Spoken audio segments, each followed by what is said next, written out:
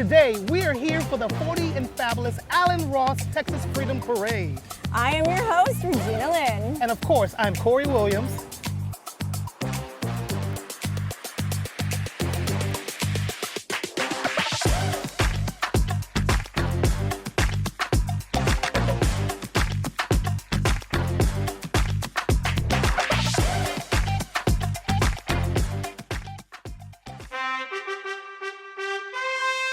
Good evening, everyone. My name is Robert Emery with the Dallas Way, and I'm here with my dear friend Michael Dewberry with the Pride Museum of Texas. We are thrilled to be a partner with the Dallas Voice in celebrating 50 years of Pride parades. Come on in and we'll give you a look. The first Dallas Gay Pride Parade was in 1972, and then there was not another one for 10 years. We are celebrating 50 years of Pride parades here. These photographs are not in any particular chronological order. What they represent is 50 years of joy. Let's start over here. This is the very famous Bill Nelson, a hero to our community. In 2002, Mayor Laura Miller was the first mayor in the city of Dallas ever to appear in a Pride parade. We have always been very proud of our United States military veterans, and we've included them and highlighted them whenever we can. The Dallas Gay Pride Parade has a rich history of group activities, from the swimming pool dancers to the Turtle Creek Strangerettes, based on the Kilgore Rangerettes, and Cheer Dallas. For many years, the parade was spearheaded and managed by Mr. Michael Doman, our dear friend. This is in year 2013 when I was fortunate enough to serve as your Grand Marshal. Kathy Jack is a pillar in our community and we adore her. She has been working with the parade for many, many years. And who could ever forget the love of Miss Edna Jean Robinson? This particular photo exhibit is dedicated in loving memory to our dear Terry Butcher, who was famous for recording 30 years of Pride parades from the roof of the Roundup Saloon. One third partner in this exhibit is Pride Museum of Texas. Michael, would you like to talk to us about that?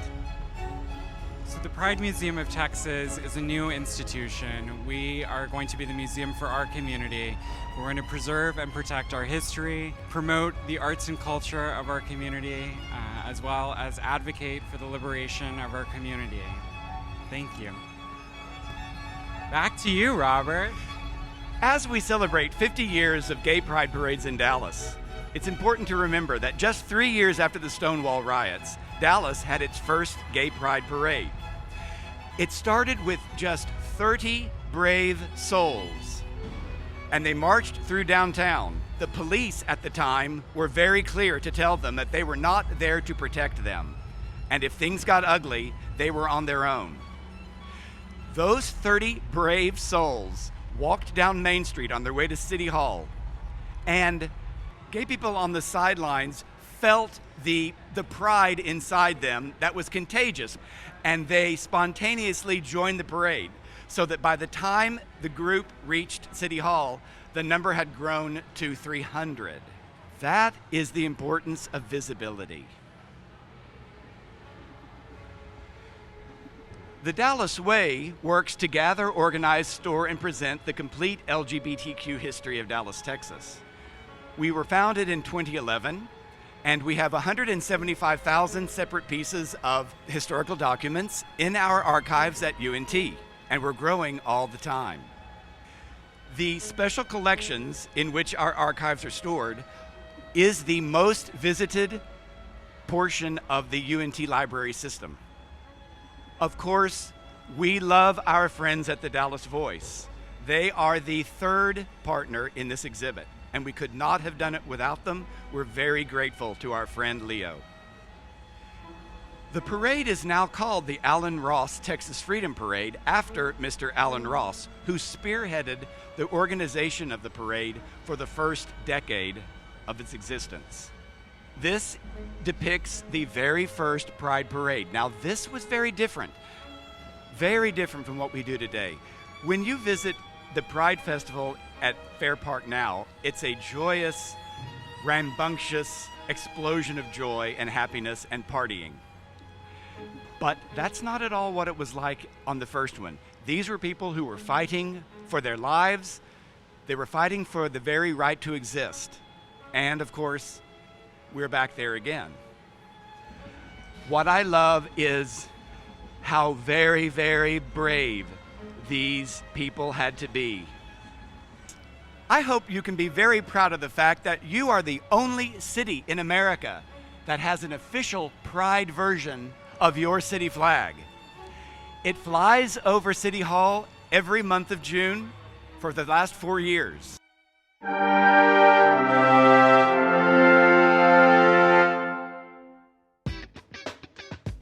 Once again, everyone, welcome. This is DVtv presented by the Dallas Voice. And as Corry said, we are here. We're 40 and fabulous for the Texas Alan Ross Freedom Parade. We're so excited to be here. We have so much going on, right? Yes, Regina. Today is such a magical and colorful day for everyone here at Pride. But it's not just today. Like, there's been an entire weekend of festivities and parties and just non-stop celebrations. I believe we started out on Friday night with you at a really, really cool event, Metro Ball. Metro Ball was phenomenal. We had the likes of 80s superstar Debbie Gibson and 90s dance artist Christine W. Oh my gosh, well, I was next door at Sue Ellen, and we were throwing down, having a great time. I was hanging out with Visit Dallas, we had a lot of fun. But I did pop over to Metro Ball for like a hot minute, and like you were like, Debbie Gibson was everything. She was so fun, she was so entertaining. And then the meet and greet afterwards was like super cute. You guys really hit it off. Yes, we did. Yes, we did. In fact, it was such a life-changing event and should be. The Metro Ball itself is something I'm going to look forward to doing next year as well. I also heard that maybe a certain DVtv host was actually called on stage to do a little like jig or something. Absolutely. Tell us about that. Absolutely, yeah. While I was backstage, unbeknownst to me, I was following the camera crew, and Christina W. actually saw me walking by, and she said, it was in between her set, and she said, "Excuse me, can I please have Corry come to the stage?" And I looked at Tom looked at me, Tom said, "She's talking to you." So I dropped everything I had, I went on stage, and she just wanted to say thank you for the interview and just how comfortable she was, and she warned everybody in the audience, if they ever see me doing an interview, I'm the one that's going to share all the tea. Well, I mean, that's what we're here to do through DVtv with the tea. With the tea. Yeah. Well, while you were dancing with Debbie, I was again hanging out next door. I was with Visit Dallas and their very special guest from Austin. She is a social media influencer. She's got a great story about how she started her career as an Instagram influencer in fashion and then relocated, and we got to hear about how she did a pivot herself because of COVID with her career and the direction of her Instagram page. So how about we check out that footage now? We ran into our friends from Visit Dallas, and they had brought in some very special friends. I'm here with Sandy, an Austin influencer. Hi, Sandy. How are you? I'm good. How are you? I am fantastic. Welcome to Dallas. Are you excited to be here? I'm so excited. Is this your first time to Dallas? This is my first time to Dallas Pride. I've been to Dallas multiple times, but my first Dallas Pride. Yeah. All right, so what are you looking forward to the most this weekend? Oh my gosh, all the music tomorrow, all the live music. I think it's going to be so much fun, so I'm really excited to see all of the shows and yeah, just see what everybody has to offer at Dallas Pride. Visit Dallas, an amazing partner of ours, such a great LGBTQ support here in Dallas, and they brought you in because why? Oh my goodness. Well, I actually met Chelsea from Visit Dallas a couple of months ago, and we just hit it off. And I told her I've always wanted to visit Dallas for a influencer trip, and it just so happened that Pride was the same weekend that we decided, and we're just really excited to be here. What you've been working on as an influencer, a lot of fashion, a lot of style content, but given the pandemic, you made a little pivot it like a lot of us did during the pandemic. Tell us more about that. In the beginning of 2021, I came out, and that changed my content quite a bit. First of all, congratulations. Thank you so much. Yeah, so that changed my content quite a bit. I'm now married. I show a lot of our... She's married, y'all. Congratulations. I share a lot about our lifestyle in Austin. We go to like restaurant openings, and we just like to see all the new hip things that are going on in Austin, as well as around Texas, which is why I'm here in Dallas now, yeah. Love that. And part of what you're trying to do is tell the story of where is it safe to travel. And we're not talking about COVID anymore. We're talking about where is it safe to travel as someone in the LGBTQ plus community. So tell us more about that. Yeah, so when I came out, I honestly could have never imagined how difficult that would be to mix with travel. Yeah, so we can't hold hands everywhere, and we can't be our like authentic selves just everywhere. We are kind of showing the places that we think aren't so safe, and then also the places that we think are. So where are you off to next? What's after Dallas? So after Dallas, at the end of the month, we are going to be going to Denver Pride, and we are so excited. Yeah, we're being hosted in Denver, and we're going to get to go to Denver Pride, so yeah. What other bars do you want to go to tonight? Are we going out on the strip and partying a little bit? Yes, they have some plans for us. I have no idea what bars we're going to, though, if I'm being honest. Surprise, surprise! We shall see. Yes, we will see. Are you scared? No, not scared at all. I'm so excited. I think it's going to be so much fun. Because you're in such good hands with Visit Dallas. They're going to take great care of you. All right, girl, how about we go get some drinks and go dance? Sounds good. Let's do it. Let's do it. That was super fun. It was a great night. She was so sweet. Yes, she was. And you Sweetheart. guys, yeah, and you guys were amazing because y'all came in clutch with that camera for me. I'm not gonna lie, y'all were there for me. So when we were at Sue Ellen's, they did a really cool setup and decoration for Pride this year. They actually took the Pride flags and hung them all the way around the bar, and I was like, there's a lot of Pride flags, and I have to admit that I need to go study up on my flags because I don't know that I could identify all of them, and I really should be able to. Do you think that there's some people out here that we could test their knowledge?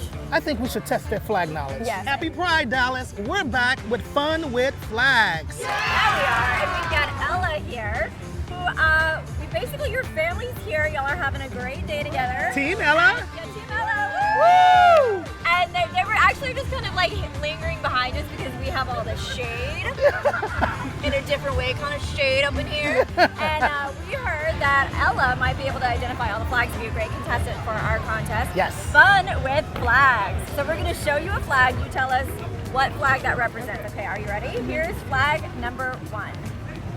That one is the transgender flag. All right, got that one right. All right, 1 for 1. And this one is? That was the bisexual flag. Alrighty, 2 for 2. And this one? Oh, that was the lesbian flag. Oh yeah, okay, all right, yep, I'm there for that one. All right, and flag number 4. That one is the asexual. Good job. All right, we're gonna see if we can get 5 for 5, perfect score. Let's see if you get this one. Okay. That one is the queer flag, the non-binary. Yes! Yeah! 5 for 5, great job, Ella.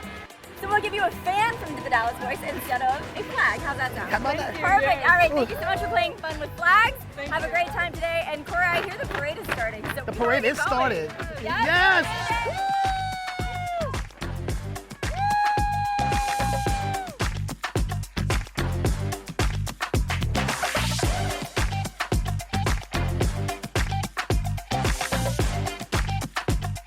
And we're here with David, and he has a phenomenal story to share with us about Dallas Voice. Enough of me, David. Well, last year I was working in Cedar Springs around Pride time, and I had a friend that I was staying with, and he's disabled, can't get out. So I would actually work at a place where the Dallas Voice was delivered every week. So whenever it was delivered, I would bring him home an issue of it, and he looked forward to reading all the different stories and keeping up of all the gay stuff in Dallas. Because we read all the gay stuff in the Dallas Voice. Yeah. We do. And it was perfect because he enjoyed it, I liked it. And so I just saw y'all, I was like, I had to tell y'all. Guys, the Dallas Voice, the premier media source for LGBTQ Texas. Dustin, I'm so glad we ran into you because today is just such a phenomenal day, and we're here celebrating Pride this weekend. But there's a lot going on in June, and I think that you might have going on next weekend, right? Yeah, just a little bit. Pride and Bloom at the Dallas Arboretum. So live both days in the garden. We have 42 community partners. You're one of them. I'm looking forward to seeing you.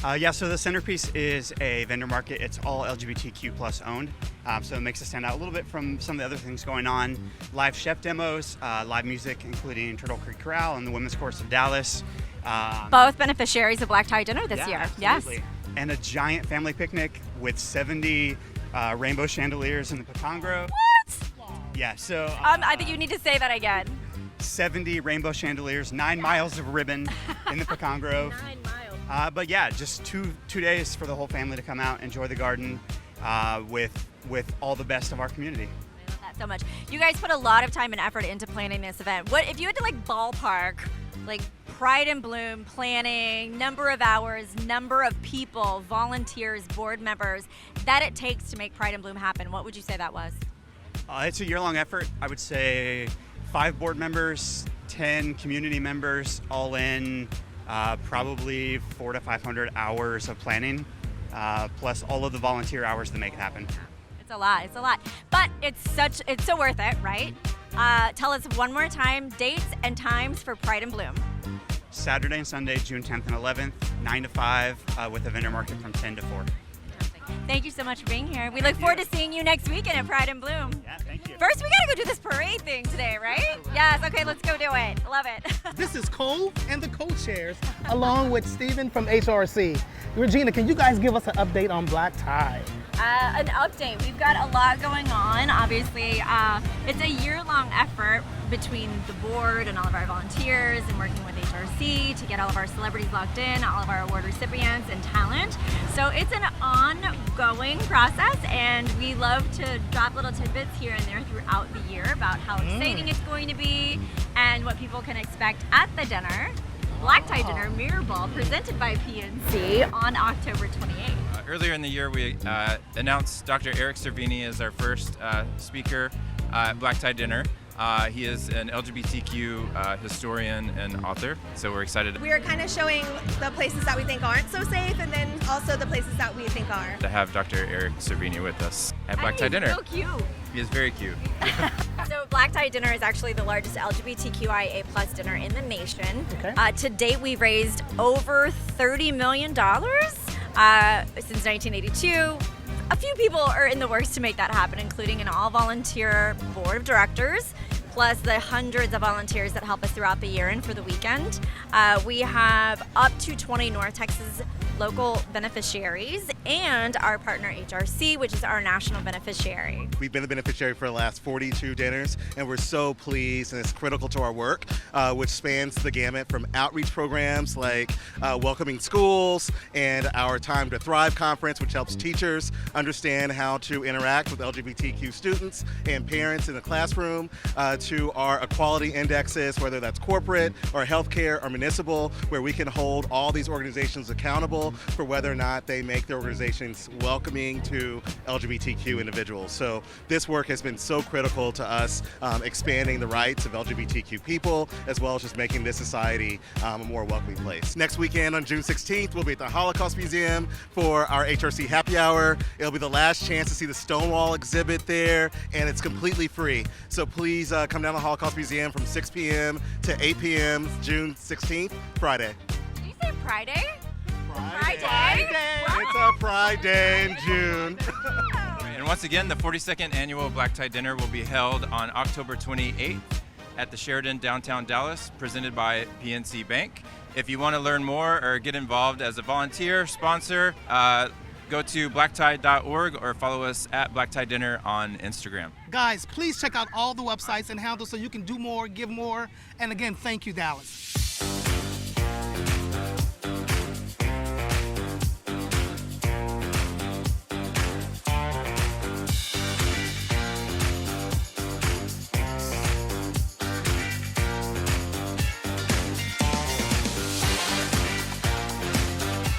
This Pride event would not be what it is without security and safety. Today we have Officer Casey and Officer Williams with us just to share a little bit about Pride and what it takes to be safe.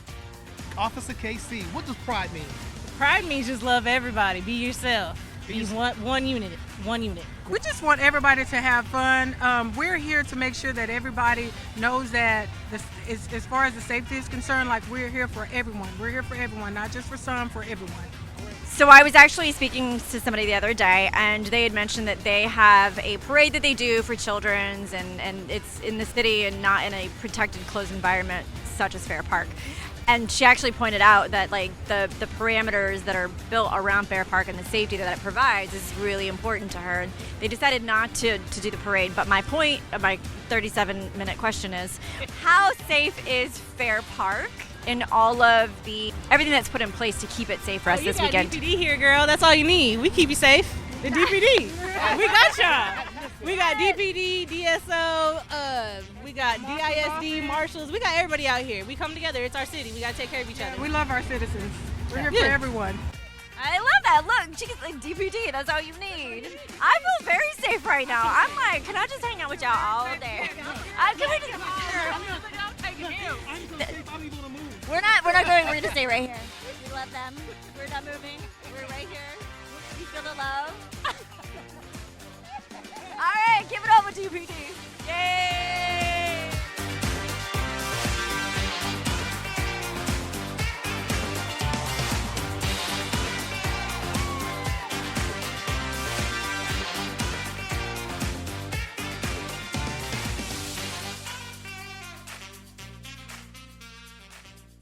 Well, Corey, I don't know about you.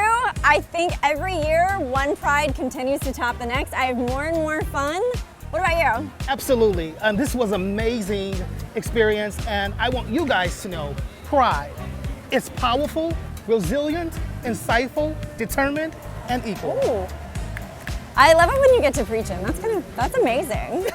But now, before we go, I do want to talk a little bit about the fact that we met some amazing people out here today. Yes. The spirit has been so genuine and so fun and so energetic.